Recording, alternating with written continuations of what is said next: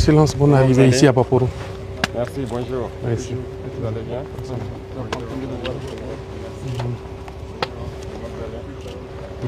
Bonjour. Vous allez bien? Ça va. Alors, comment ça va ici? Ça va très bien, Excellence. C'est le climat aujourd'hui. Nous avons travaillé un peu hier. Ah bon? Faites ça aussi. Ça va pas. Vous allez bien? Très bien. Ça se passe bien ici? Très très bien. Dieu merci. Formidable. Nous sommes très heureux de vous accueillir ici. Merci. C'est un signe d'encouragement qui va galvaniser davantage les éléments pour que les objectifs que vous avez fixés soient atteints. Nous sommes extrêmement très contents. D'accord. On ne saura pas dire un mot au-delà de ce que le ministre dit. D'accord. De risque de ne pas pouvoir continuer notre joie. Je vous en prie. Merci. Vous êtes les pionniers donc. Nous voulons vous souhaiter la bienvenue ici au centre pénitentiaire agricole de Baporo.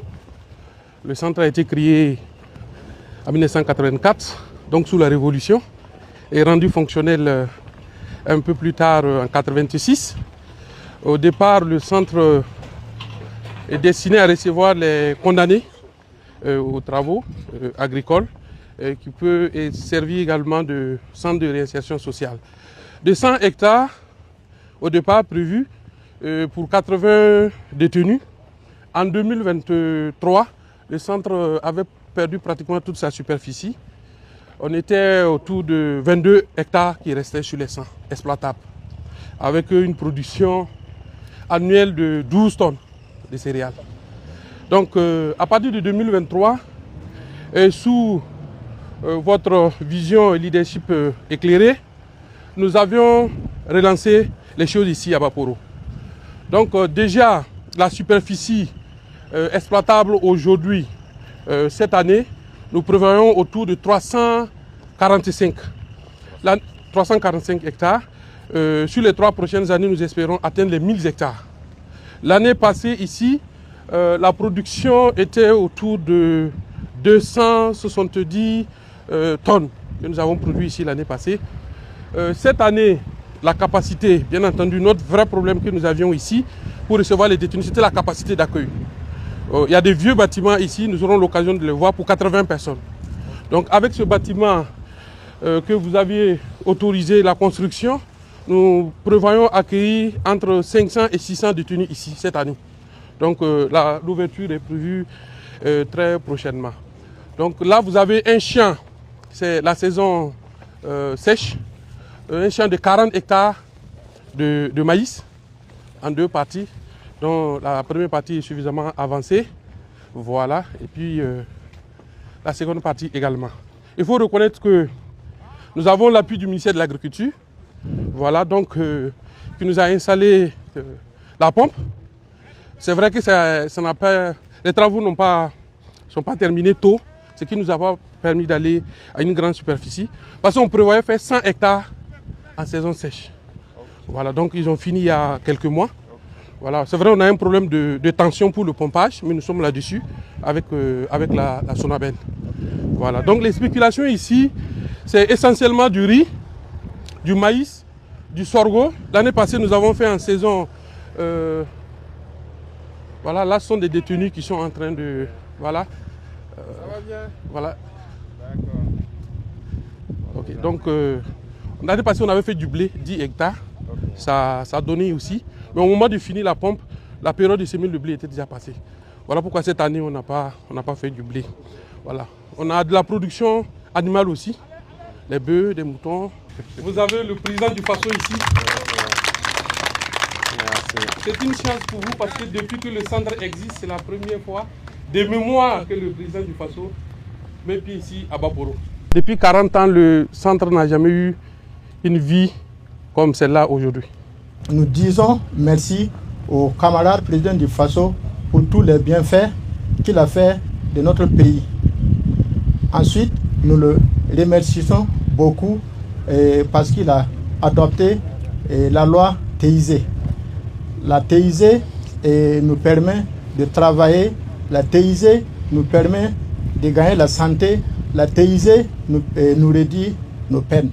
Donc c'est une grande faveur pour nous les pensionnaires. On le remercie beaucoup.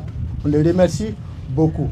En plus, nous le remercions infiniment parce que si on les remercie 10 000 fois, ça ne suffit pas. Parce que ce qu'il a fait pour le pays, c'est trop beaucoup. Donc, on les remercie beaucoup. Voilà. Que Dieu bénisse le Burkina Faso. La patrie ou la mort, nous vaincrons.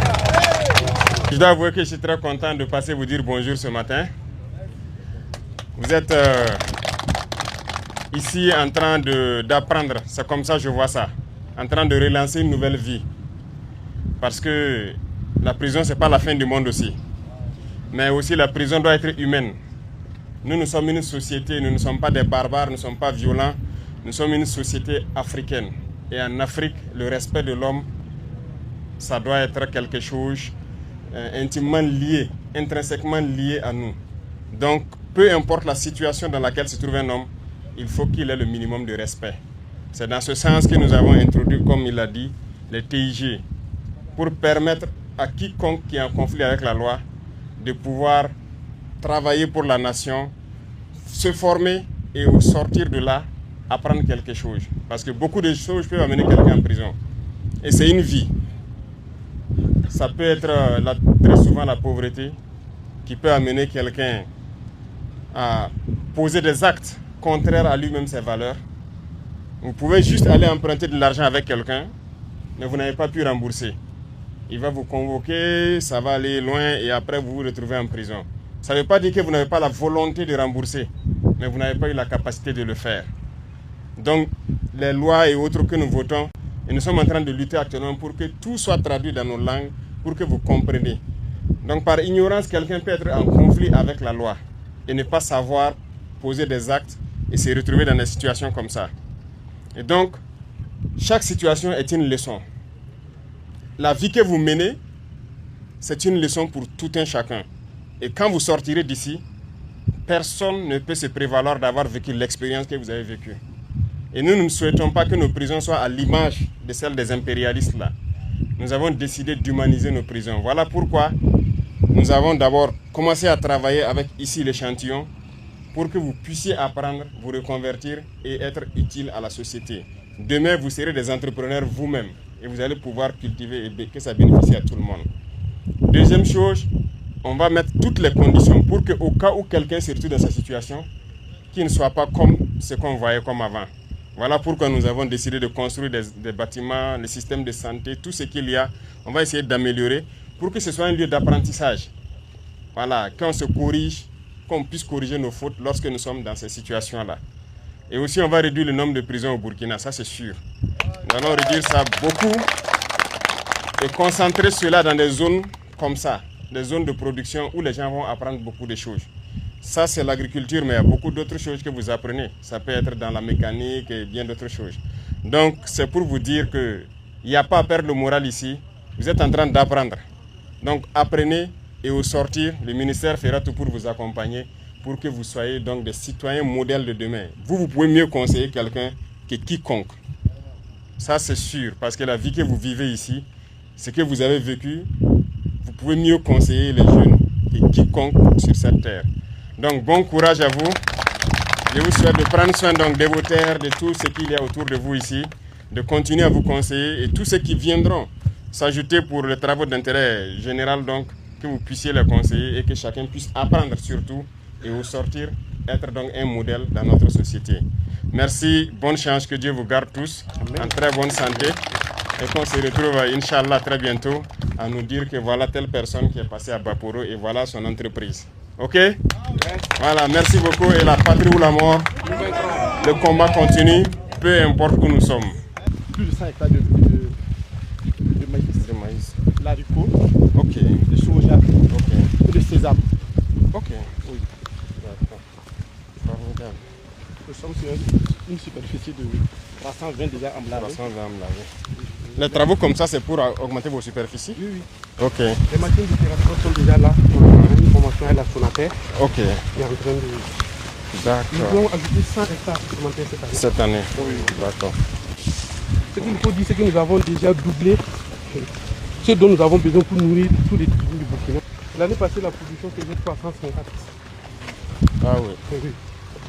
Donc, ça veut dire que... On ne perd plus rien. Ça, c'est formidable. Et sur les 350, les 270 viennent d'ici. Ah, c'est formidable. Eh ben, donc, comme je l'ai dit, les pôles de croissance là, c'est ça.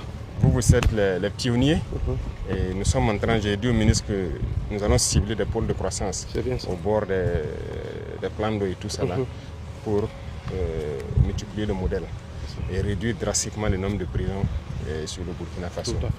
Et donner pour objectif 5 grandes prisons où nous allons nous concentrer. Donc c'est vous qui êtes les pionniers ici, c'est vous qui allez devoir apprendre la procédure ici à vos autres camarades GSP.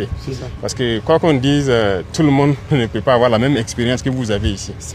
Donc il y a ça à répercuter un peu partout et se mettre au travail parce que quoi qu'on dise, nous sommes une société, à part quelqu'un qui est né criminel, qui est né tueur en série, je pense que tout le reste, si on lui enseigne les voies de la sagesse, il doit pouvoir comprendre et revenir à la raison. Et donc ce sont des cadres comme ça où les gars, ils sont là, ils vont apprendre beaucoup de choses ici. Ils s'épanouissent, ils ne meurent pas parce que quelqu'un qui est enfermé entre 4 murs, il meurt à petit feu, on le veuille ou pas. Et là, aux sorties, ce sont des gens que vous allez accompagner. On va trouver le mécanisme, comment vous pouvez les suivre, même après la sortie, que votre ministère puisse continuer à les suivre et qu'ils puissent s'insérer dans la société. C'est tout ce qu'on cherche. Voilà. Et d'ici là, s'il plaît à Dieu, on ne parlera pas de prison au Burkina. Si tout le monde a compris pourquoi on va forcément avoir... ça serait juste des pénalités, des travaux d'intérêt généraux et puis bon, c'est fini quoi. Nous sommes en mesure de créer ce genre de société. Il faut qu'on... Ce rêve-là, on en fasse une réalité. C'est possible. Voilà. Donc, bonne chance et bon courage à tous. Féliciter donc tout le personnel pour le professionnalisme, l'exemple que vous donnez. Et soyez sûrs, vous êtes suivis à travers toute l'Afrique et le monde entier. Les gens se demandent comment on arrive à faire travailler des prisonniers dans l'air libre. Beaucoup de gens viennent nous rendre visite, ils cherchent à voir nos expériences. Voilà, beaucoup de chefs d'État ont appelé, ils veulent voir l'expérience. Surtout quand ils le voient, même dans les rues à Ouagadougou en train de travailler. Comment c'est possible, comment on arrive à le faire. Donc c'est une expérience unique actuellement dans le monde. Et il faut qu'on arrive à être les maîtres et pouvoir le propager petit à petit aux autres. Voilà. Donc je pense que l'Afrique a besoin de ça. Donc félicitations pour tout le travail abattu et bonne chance surtout. Voilà. Merci.